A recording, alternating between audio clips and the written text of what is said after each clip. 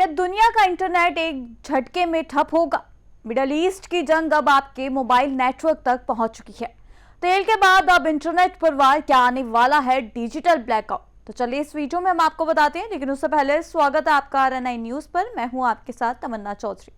Middle east में जारी संघर्ष अब सिर्फ तेल और गैस तक सीमित नहीं रहा। इस जंग का असर अब सीधे तौर पर दुनिया की डिजिटल लाइफलाइन यानी इंटरनेट पर पड़ सकता है। ईरान और उसके समर्थित समूहों की गतिविधियों ने दुनिया के दो सबसे अहम समुद्री रास्तों हॉर्मुज़ स्ट्रेट और बाब अल मंडेब को हाई अलर्ट पर ला दिया है। और चिंता की बात यह है कि इन रास्तों के नीचे ही बिछी है वो अंडरसी फाइबर ऑप्टिक केबलें, जिन पर पूरी दुनिया का इंटरनेट टिका हुआ है।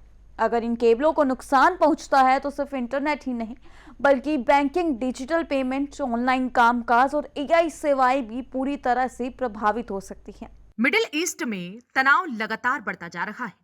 ईरान ने पहले ही स्ट्रेट ऑफ हमुर्ज से गुजरने वाली एनर्जी सप्लाई को प्रभावित किया है, जिससे वैश्विक बाजारों में हलचल मच चुकी है। अब खतरा सिर्फ तेल तक सीमित नहीं, बल्कि इंटरनेट तक पहुंच गया है। समुद्र के नीचे बिछी ये फाइबर ऑप्टिक केबल हजारों किलोमीटर लंबी होती है और दुनिया के लगभग 95% इंटरनेट डेटा को ट्रांसफर करती है। आपका video call, email, online payment, यहां तक कि AI सर्विसेज भी इन्हीं के जरिए चलती हैं।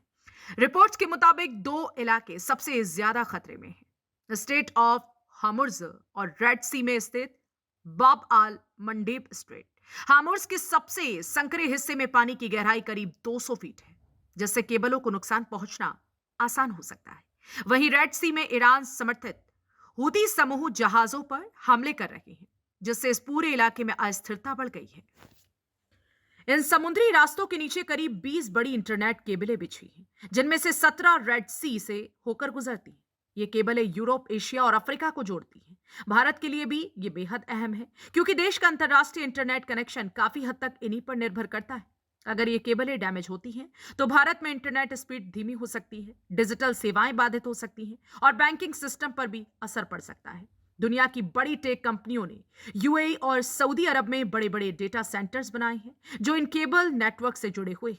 अगर ये नेटवर्क बाधित होता है, तो सिर्फ इंटरनेट ही नहीं, बल्कि पूरी वैश्विक अर्थव्यवस्था पर इसका असर पड़ सकता है। तो साफ है, मिडल ईस्ट की जंग अब सिर्फ सीमाओं तक सीमित नहीं रही, बल्कि यह हमारी डिजिटल दुनिया को भी अपनी चपेट में ले सकती है।